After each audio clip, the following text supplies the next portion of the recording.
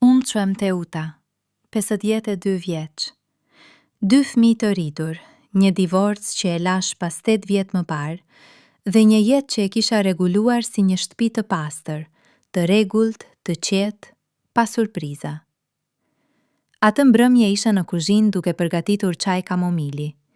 Jashtë binte shi, dhe unë dëgjoja atë tingull të njohur që më shoqëronte që nga fëmijëria. Një jetë e heshtur, një jetë pa zhurma. Pastaj telefoni im ra, një mesazh nga Klajdi. Një burr që e kisha takuar një muaj më parë në një ekspozitë pikture. Një burr i heshtur, me duar të mëdha e të ashpra, por sy të butë si mëndafsh. Nuk ishim bërë asgjë, vetëm kafe, vetëm biseda për pikturat dhe për muzikën klasike. Mesazhi i tij thoshte: "Teuta, mund të dhipër pak? Kam diçka për të treguar." Një dridhje e lehtë kaloi nëpër mua. Një ndjenjë që nuk e kisha ndjerë prej vitesh. Por unë isha një grua e mencur. I shkrova: "Po, por vetëm për një kafe." Klajdi erdhi pas 30 minutash. Në dorë mbante një kuti të gjatë të mbështjel me pëlhur të trash. I lagur nga shiu, por duke buzëqeshur ashtu si atë ditën e ekspozitë. Një buzëqeshje që të bënte të ndjeje e sigurt. "Çfarë është kjo?" pyeta duke ja mbajtur derën. Ai hyri, vendosi kuti në dyshemen prej druri dhe tha: "Kjo është vegla ime gjigande." Qesha. Nuk e kuptova menjëherë, por ai e shpalosi pëlhurën dhe aty ishte një violonçel, një vegjël e madhe, e lashtë me ngjyrë qelibar, që shkëlqente në dritën e llambës sime. "E kam bërë vetë," tha ai. "Kam punuar mbi të për 7 vjet. Është vegla ime më e madhe, dhe sot dua të luaj për ty."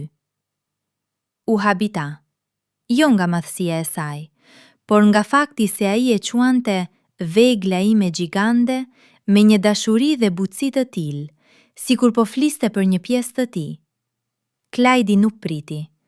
U ul në dyshemen time prej druri, mbështeti violonçelin midis këmbëve dhe më pa në sy.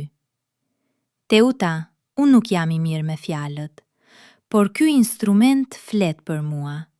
Ajo që ndjej për ty, nuk mund të shpreh me fjali."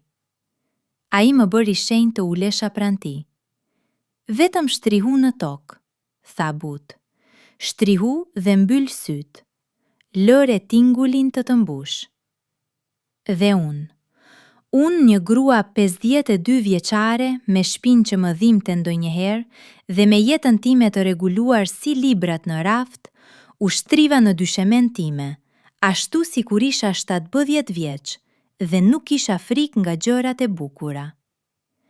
Ai filloi të luante. Nuk ishte thjesht muzikë, ishte një rrëfim.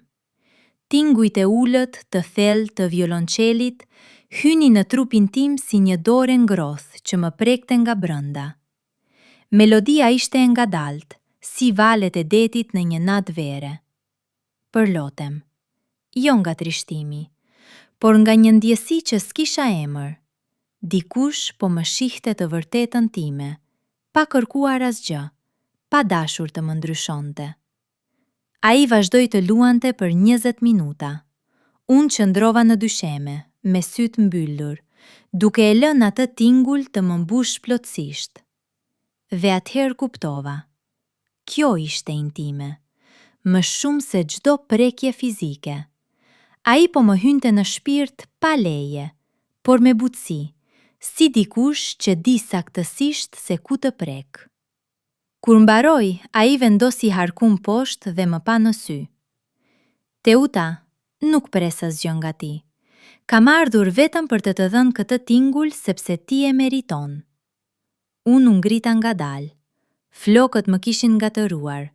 Rrobat e mia të thjeshta ishin të rrudhura nga dyshemeja. Nuk isha më ajo gruaja e rregullt. Isha dikush tjetër. Dikush që kishte haruar se çfarë ndjente të ishte e gjallë. "Klajdi," pëshprita. Vetëm pak ma fute këtë tingull në zemër. dhe unë u trema komplet, sepse nuk e kisha ndjerë dikë të më shihte kështu prej më shumë se një dekade. Ai nuk u afrua, nuk më preku. Thjesht tha: "Frika e parë është gjithmonë për gjërat që nuk i presim. Unë erdha të tregoj se ende mund të lër pa frymë, edhe pa të prekur. Vetëm me tingullin e veglës sime gjigande." Ajo natë, pasi u largua, unë qëndrova ulur në dysheme për orë të tëra. Shikoja violoncelin që kishte lënë aty. Ai më tha të mos e ktheja, ta mbaja për disa ditë. Në mëngjes si shkrova: "Klajdi, unë nuk jam mësuar të më trajtojnë me kaq butësi. Më trembi. Por ndoshta kjo është arsyeja pse dua më shumë. Eja sërish, dhe këtë radhë luaj diçka më të shpejtë, ndoshta edhe më të gjallë. Sepse unë dua të ndjej se jam ende këtu, e gjallë, e denjë, për një vegjël kaq të madhe." Klajdi erdhi përsëri, dhe përsëri. Çdo herë, violonceli i tij gjigant më shtrinte në tokë, dhe unë e lija veten të mbushesha.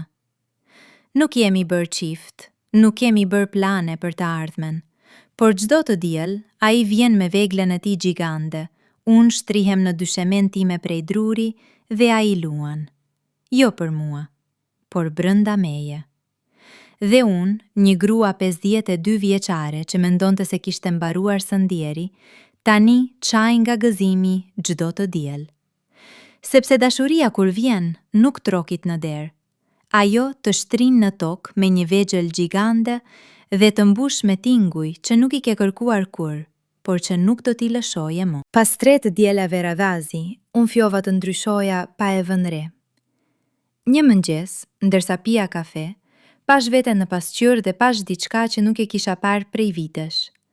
Sytë e mi po shkëlqenin. Jo nga grincat, jo nga ndriqimi, por nga diçka që ndodh brënda, kur dikush të kujton se je ende e denjë për bukuri. Të dielen e 4, Klajdi luajti diçka tjetër, një melodi të gjallë, pothuajse të çmendur, që më bëri të ngrihesha nga dyshemeja dhe të fjoja të kërceja, aty, në dhomën time, pa kpuc, pa rregull, pa frikë. Ai ndaloi së luajturi dhe më shikoi me sy të mvenjë. "Teuta, nuk të kam parë kur kështu." Unë qesha, me një të qeshur që dilte nga thellësia. As unë nuk e kisha parë veten kështu. Ti ma fute atë tingur, atë guxim, atë jetë, vetëm pak. Dhe unë u trema komplet, por tani dua të trembem çdo të diel. Ai vendosi violoncelin në nash, u ngrit dhe më përqafoi. Për herë të parë. Një përqafim i ngroth, i gjatë, pa fjalë. Dhe unë kuptova se dashuria në moshën time nuk vjen për të marrë. Vjen për të kujtuar se nuk je kur shumë e vjetër për të filluar nga e para.